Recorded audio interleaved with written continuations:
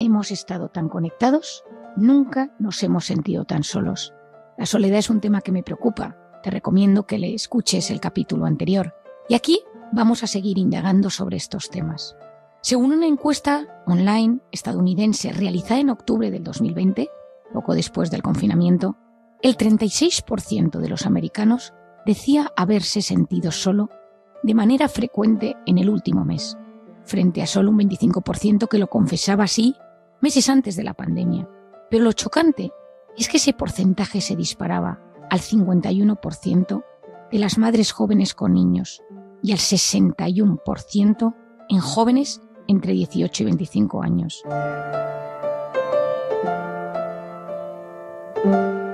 Para mí la soledad se ha convertido en una nueva pandemia, que está presente en diferentes ciudades y países del mundo. Gran Bretaña también tiene sus datos. Antes de la pandemia, el 10% de los adultos decía haber experimentado algún síntoma de depresión o de soledad. Ahora mismo, ese porcentaje se encuentra en torno al 25%. Aunque solemos relacionar soledad con gente mayor, la realidad es que esta plaga ha venido para instalarse en la juventud. ¿Cuáles son las razones para que esto sea un problema en los jóvenes? El no haber tenido la posibilidad de ver a sus amigos durante la pandemia, el no haber tenido vías de escape, unido a muchas horas centrados en las pantallas, tanto educativo como social, les han dañado emocionalmente. El adolescente se encuentra en plena fase de expansión, de desarrollo cerebral y de madurez psicológica, y las relaciones humanas forman parte de los cimientos para la construcción de su personalidad. El sustituto de la vida real por la digital les hizo un flaco favor. La pandemia fue muy terrible, pero nos ha ayudado a entender cómo funciona la mente humana. Los primeros meses fueron durísimos, pero iniciativas de todo tipo se instauraron en el mundo. En Italia salían a la ventana a cantar, en España existían tutoriales online de chefs de cocina, la gente se conectaba por Zoom, FaceTime o aplicaciones similares para mantener el contacto o celebrar y compartir momentos. Se luchó contra viento y marea por combatir ese aislamiento. La excepcionalidad de la situación y la capacidad adaptativa que deriva del propio instinto de supervivencia, lograron que muchos mantuvieran el ánimo y la ilusión por salir adelante del trágico momento que nos había tocado vivir. Pero pese a toda nuestra neuroplasticidad y nuestra capacidad de adaptación, el paso del tiempo fue erosionando nuestra mente y la privación del contacto humano y el aislamiento demostró ser tremendamente negativo para nuestra mente. El ser humano precisa de las interacciones para sentirse bien en el mundo. Eliminarlas merma nuestra capacidad física y mental. Todos tenemos ganas de querer, de ser queridos, de vernos, de quedar, sobre todo si estamos bien psicológicamente hablando. De hecho, un síntoma de la depresión, del estrés mantenido, de la intoxicación de cortisol, es no querer ver a las personas de nuestro entorno. Pero cuando nos encontramos mejor, cuando nos encontramos ilusionados, uno de los temas que más surge en nuestra mente es querer ver a nuestros seres queridos, compartir rato con nuestros amigos, disfrutar de las relaciones sociales. Otro tema fundamental es el tacto. La importancia de tocarse, de abrazarse, de darse besos. Qué importante es. Durante la pandemia lo estuve investigando desde diferentes puntos de vista y de ahí nació la oxitocina, esa hormona de la que tanto he hablado. Os recomiendo que profundicéis al respecto. Es un tema apasionante. Privar a un niño, a un bebé, de abrazos, de contacto, sabemos que tiene efectos muy nocivos en su desarrollo cognitivo y emocional. Hace unos 4 o 5 años realicé un viaje a Colombia en el que impartí varias conferencias a profesores, alumnos y padres de alumnos en varios colegios. Pedí a los jóvenes que durante la sesión me escribieran en un papel preguntas o sugerencias sobre algún tema que les interesara de forma particular. Al terminar la sesión, recogí los papeles. Había más de 500 jóvenes presentes en la sala y me entregaron muchas hojas escritas. Leí por encima las primeras. Me siento solo. Ayúdame a combatir la sensación de que no formo parte de ningún grupo. Mis vías de escape son las redes sociales y tengo varios perfiles para paliar la sensación de soledad. Nadie me quiere de verdad. No me siento comprendido. Por la noche, ya sola en el hotel, recogí las hojas y leí una por una. Todos seguían en la misma línea. Había cientos de papeles, pero más de la mitad trataba sobre el sentimiento de soledad.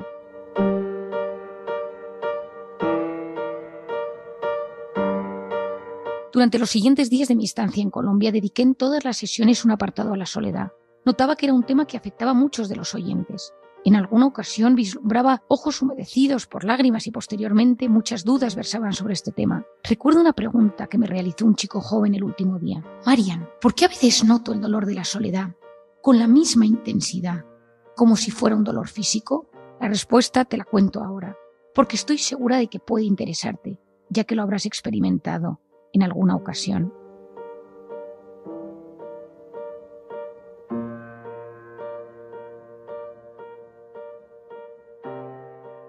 ¿A quién no le ha molestado que un grupo de amigos organice una cena y no te inviten?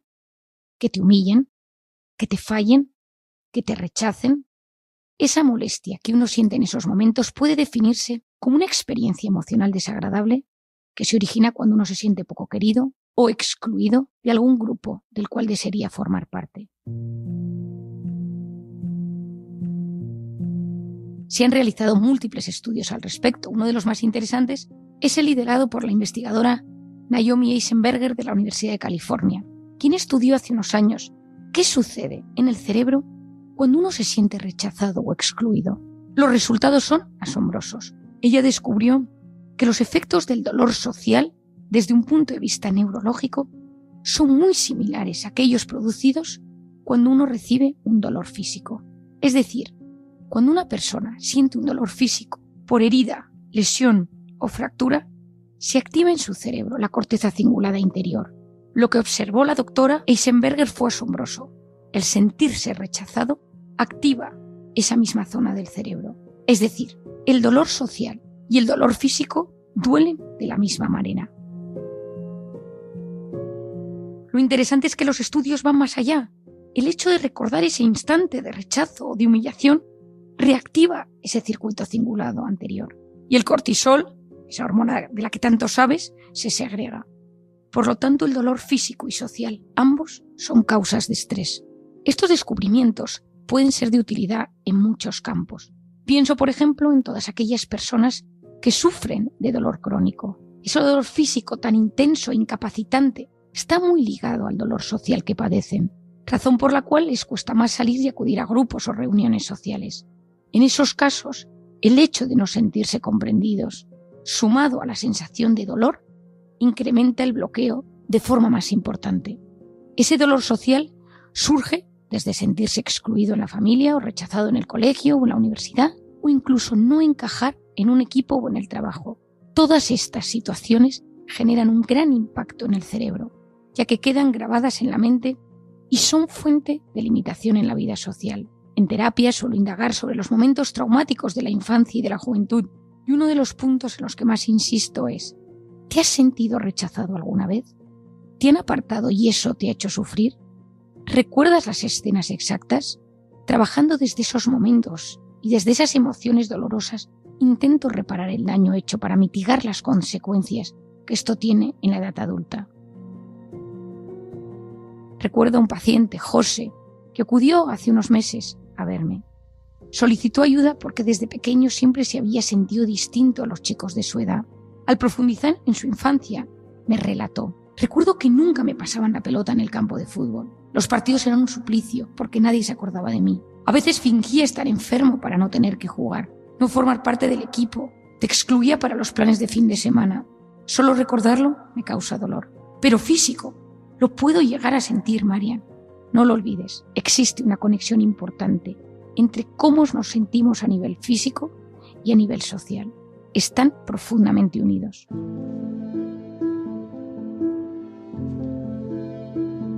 El dolor social puede originarse de diferentes maneras durante la infancia, desde heridas moderadas a traumas severos.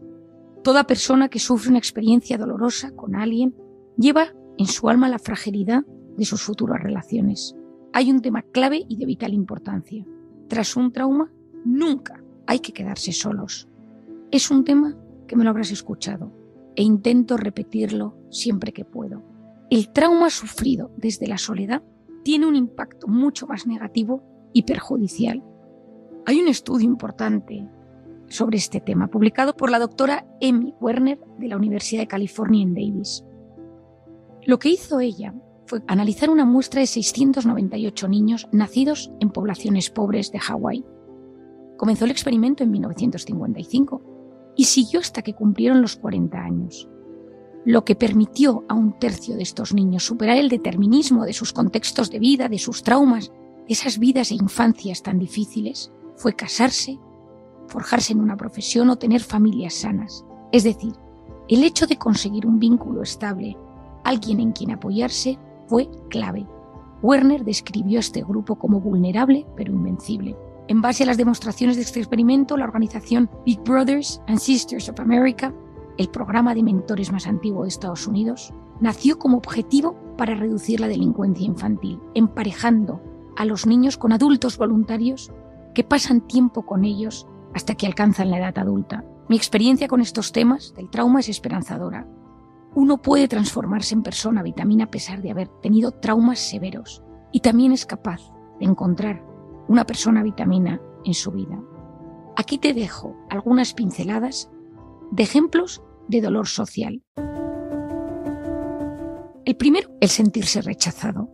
El niño que se siente rechazado por sus padres, sus profesores o sus amigos desarrollará con gran probabilidad problemas de autoestima y de seguridad en sí mismo.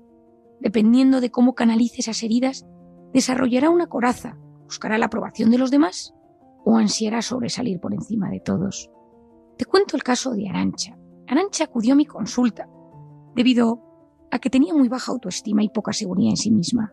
Es guapa, alta, tiene buen tipo, estudió arquitectura y ella me dice en consulta: me veo fea, gorda y muy tonta. No me gusta como soy y de hecho creo que no caigo bien a la gente. Me sorprende esta primera declaración de intenciones al haberla conocido hace pocos minutos y sobre todo porque transmite una sensación de gran seguridad y aplomo. Al profundizar sobre su infancia y sobre la relación con sus padres me comenta: mi madre es una mujer muy atractiva. Ella siempre me consideró la fea de la familia, ya que mis primas son más guapas que yo. Nuestro entorno tiene estudios superiores, másters y varias estancias en el extranjero, y mi padre siempre me recuerda que soy una negada comparada con el resto. Creo que no me quieren en casa. Me siento rechazada por ellos y he optado por irme a vivir a un pueblo al sur de Francia. Ahí he encontrado trabajo en un proyecto arquitectónico muy bonito, que a mis padres les parece una birria. He encontrado novio, es un chico 10 años menor, inmigrante del norte de África que no tiene papeles. Vende artesanía en la playa. Me quiere mucho y me hace sentir una persona muy especial. Y me repite todos los días lo afortunado que es al haber encontrado a alguien como yo. Está muy enamorado. Yo quiero que me quiera de forma incondicional y que no me rechace. Al terminar de hablar, se me echa a llorar de forma desconsolada. Ese día le explico a Arantxa que su herida emocional es el rechazo. Ella se ha sentido rechazada por su familia, tanto en el plano físico, psicológico y profesional. El dolor social que padece le ha llevado a buscar a alguien más joven, distinto a ella, que le haga sentir especial. Necesita una persona a su lado que le recuerde lo maravillosa que es constantemente, porque tiene la autoestima muy dañada. Si Arantxa es capaz de sanar su herida, de entenderse, de aceptar el dolor que ha sufrido, el rechazo tan fuerte por parte de sus padres y sus familiares más cercanos, esa aceptación puede llevarle a la superación. Empezar a canalizar esa voz interior tan negativa que le impide sacar su mejor versión. Aceptar que ella tiene grandes virtudes y que es una persona con gran capacidad de salir adelante. Otro dolor social, el segundo, es el sentirse abandonado. Los niños precisan del cariño y apoyo de sus padres, familiares y amigos para su correcto desarrollo emocional. Los niños que han vivido con padres ausentes o sin grandes relaciones afectivas acaban desarrollando adultos con gran ansiedad e inseguridad. Si me estás escuchando y te reconoces en este perfil de persona insegura o dependiente emocionalmente, analiza cómo fueron tus figuras de apego, tus cuidadores en tu infancia. Probablemente encuentres desapego o falta de cercanía y proximidad de tus padres, cuidadores, abuelos, hermanos mayores o profesores. Si en cambio reconoces en este perfil a tu pareja, analiza su infancia y la entenderás mejor para poder quererla o quererle de forma sana.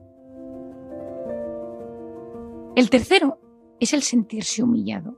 A nadie le gusta recibir críticas en su vida, a nadie le gusta que le regañen o le llamen la atención el público. Esa humillación puede darse de diferentes maneras. Te dejo un ejemplo para que veas que este dolor social puede irradiarse hasta el campo deportivo. En un estudio conjunto de la Universidad de California y la Universidad de Sydney, observaron que los jugadores de baloncesto que no recibían la pelota y aquellos a los que se la pasaban menos se sentían excluidos. Sí, en su cerebro se activaba la corteza cingulada anterior, la misma zona que el dolor físico y el dolor social. No sentirse parte del equipo de fútbol. No olvidemos que Zidane dejó el Madrid como futbolista porque reconoció que Figo y Raúl no le pasaban el balón. O no sentirse parte de un departamento en el trabajo, de un grupo de amigos, de la familia. Puede, y de hecho duele, de verdad.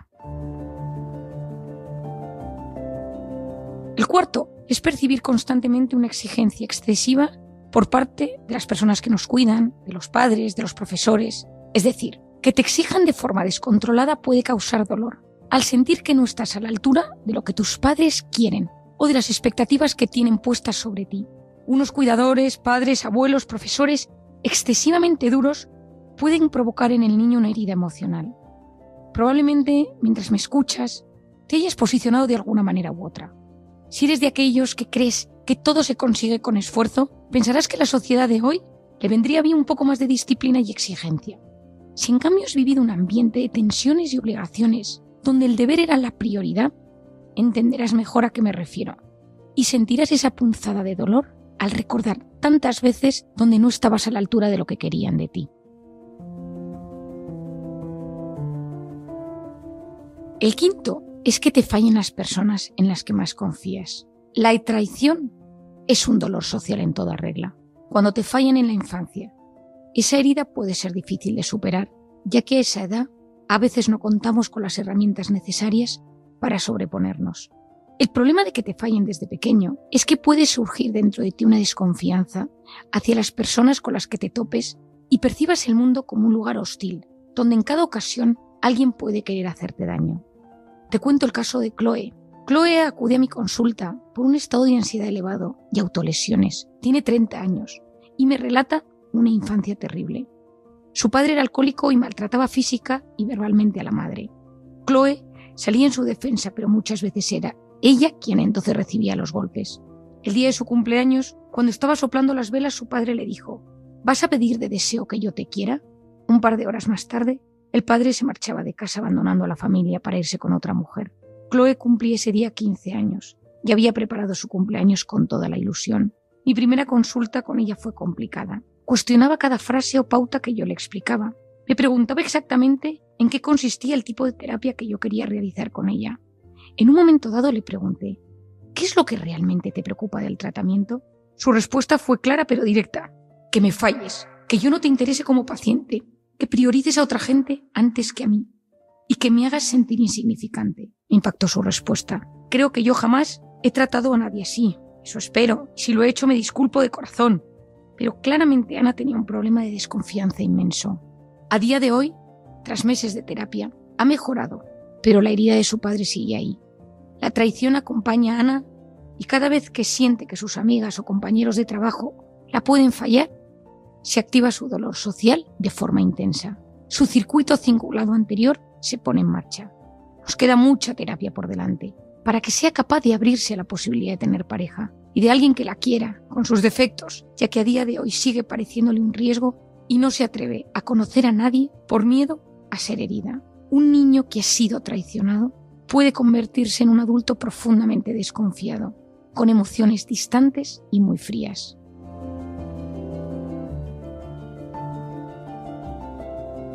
El sexto dolor social es el no sentirse comprendido, el no sentir que las personas que te importan te comprenden y empatizan contigo duele mucho. Un niño que no se siente comprendido emocionalmente por sus padres o profesores probablemente acabará reprimiendo lo que siente. Pocas situaciones alivian más que cuando estás cerca de personas que conectan, que buscan por encima de todo no juzgarte y comprenderte. Esos son, sin lugar a dudas, personas vitamina. Cuando alguien arrastra esa herida emocional de su infancia, sufrirá en la edad adulta para gestionar sus emociones. Antonio acudió a mi consulta pidiéndome que le ayudara a gestionar sus emociones. Me dijo: me enfado, me pongo triste, estoy impulsivo, ansioso, rabioso, todo en el mismo minuto. No sé cómo gestionar este mundo interior tan inestable que tengo. Hablando con Antonio me encuentro con un chico muy sensible. Todo le afecta, desde los sonidos, los sabores, la luz, las reacciones faciales de las personas que le miran. Es músico, toca en un grupo y ha colaborado en alguna discografía. Escribe poesía y su sueño sería poder publicar sus obras en alguna editorial. Me dice Mi padre era militar, un hombre muy estricto. Yo sufría mucho porque delante de él no podía llorar ni quejarme. No me dejaba cantar porque decía que desafinaba. No tenía muchos amigos en el colegio, ya que muchos eran hijos de militar y mi forma de ser no encajaba. Yo intentaba aparentar estar bien, pero la realidad es que yo sufría enormemente. Me dolía mucho darme cuenta que nadie de mi entorno me entendía. Mi padre está mayor, me da pena y me transmite ternura, pero soy incapaz de expresárselo y me cuesta darle un abrazo. Lo curioso es que soy muy cercano con mis amigos y eso no me causa problema. Antonio tiene una personalidad altamente sensible, pero nadie, durante su infancia, validó su sensibilidad. Todo lo contrario. Era algo no permitido. Se lo guardaba. Fue su secreto, su intimidad. Pero en la época básica, para aprender a autorregularse, nadie le acompañó en el proceso. A día de hoy, con 33 años, se nota, dicho por él mismo, cojo emocionalmente hablando. Lo primero en estos casos es explicarle cómo es su forma de ser, describirle y exponerle su sensibilidad y los efectos que tiene en él, ayudarle a comprender el recorrido de su mundo emocional para entender cómo ha llegado hasta aquí, desarticular el dolor social tan intenso que se reaviva en él cuando se siente juzgado o incomprendido por su forma de ser, y finalmente entender que no ha recibido la validación necesaria para poder gestionar de forma adecuada sus emociones y sentimientos. En último lugar, hemos trabajado la aceptación de su padre, aceptar que por su cultura, su educación y su personalidad nunca supo conectar con él. Nadie enseñó a su padre a expresar y gestionar su mundo emocional, ya que fue educado desde el rigor y en la falta de expresión de afectos. Antonio, gracias a este proceso, ha sido capaz de perdonar a su padre y va aprendiendo a no sentir tanto dolor cuando no recibe de su padre el cariño y apreciación que le gustaría. Antonio, a sus 33 años, estaría deseando poder hablar con su padre de ciertos temas, compartirle asuntos de sus ilusiones, trabajos, poesías, pero sabe y acepta que eso no va a pasar. Y aceptarlo ha sido un paso fundamental para curarse.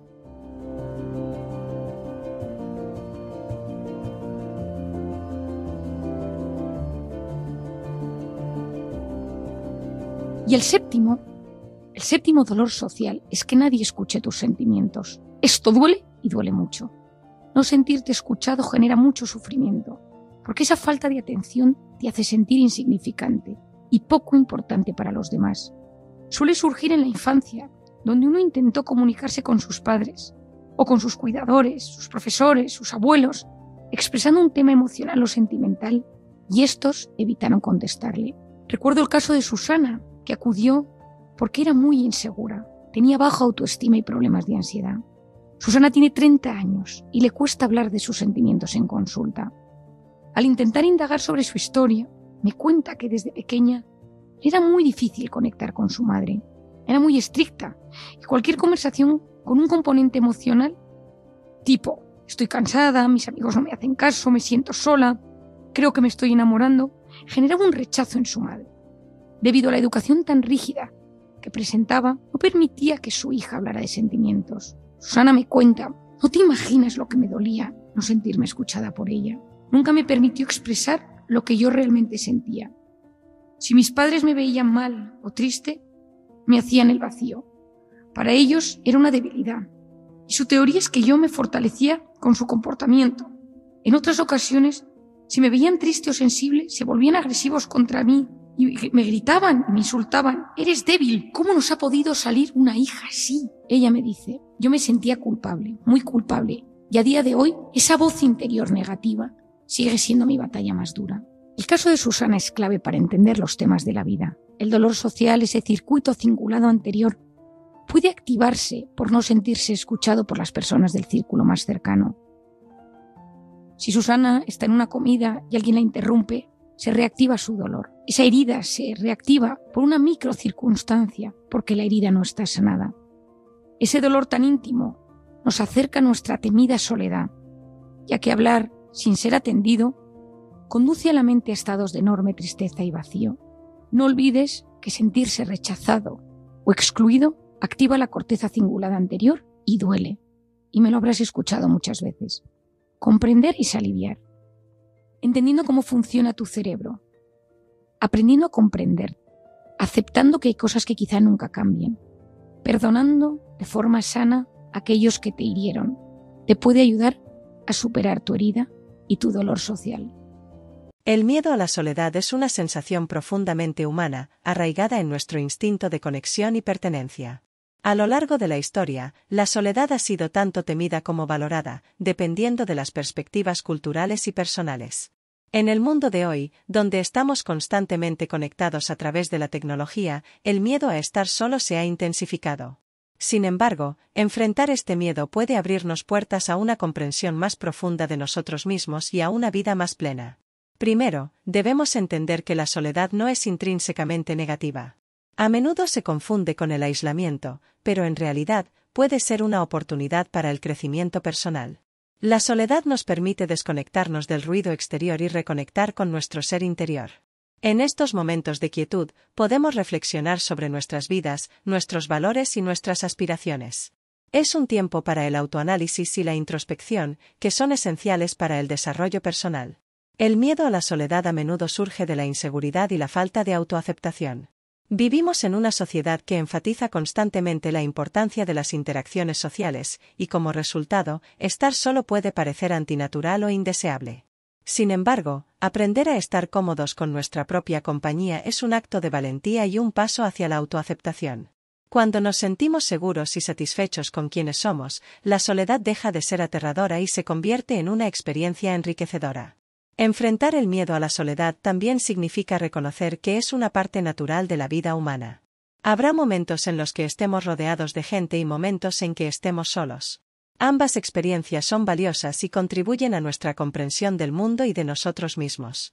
Aceptar la soledad como parte de la experiencia humana reduce su poder sobre nosotros y nos permite vivirla de una manera más equilibrada. Además, la soledad puede ser un catalizador para la creatividad y la innovación. Muchos artistas, escritores y pensadores han encontrado en la soledad una fuente de inspiración. Al estar solos, podemos liberarnos de las distracciones y concentrarnos profundamente en nuestras pasiones y proyectos. La soledad nos brinda el espacio necesario para pensar de manera creativa y explorar nuevas ideas sin las limitaciones impuestas por otros. Es importante también reconocer que el equilibrio es clave. Mientras que la soledad puede ser beneficiosa, los seres humanos somos criaturas sociales y necesitamos la interacción con los demás. Buscar un equilibrio saludable entre el tiempo a solas y el tiempo con otros es esencial.